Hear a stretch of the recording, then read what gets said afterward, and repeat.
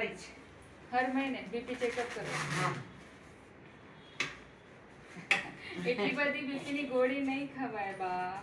હવે જરૂરી સારું. હશે તો ખવાય. એટલી બધી આને આને મેં તો હરસની મદદ તકલીફ છે કરી. ને, હરસની તકલીફ હશે ને, અને ગેસ એસિડિટી ની તકલીફ બહુ હશે. હા આમાં છે ને બીપી વધીને આવે. વધીને આવે. અને આમાં તમે એટલી બધી ગોળી ખાઓ સવાર સાંજે 2-2 ગોળી તો ઘેન બહુ ચડે. પછી આમાં હા નીંદરની દવા એ હશે છે ને, નીંદર જ આવે છે.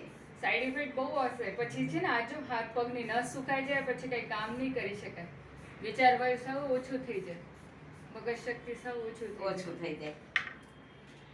આ દેશી દવા કરવી કરી લેવાનું. આપણે વિદેશી દવાઈમાં છે ને સાઈડ ઇફેક્ટ બહુ આવે. હા ઉંમર એમાં જેવી રીતે વધતી જાય ને એવી રીતે. કેટલા વર્ષથી ખાઓ છો બીપી ની ગોળી? 5-7 વર્ષ ઉપર તો થઈ ગયો હશે. વધારે થયું ને?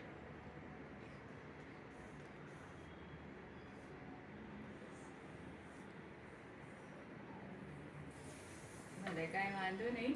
હવે આપણે રક્તમોક્ષણ ચાલુ કરી દે ને પછી બીજા ત્રીજા દિવસે જોઈ લે. બીપી નોર્મલ હશે તો સાવ હું એક ગોળી તમારી ઓછું કરી નાખીશ. ઓછું કરી નાખશે. ને ત્યાર સુધી આ દવા બરાબર લેજો.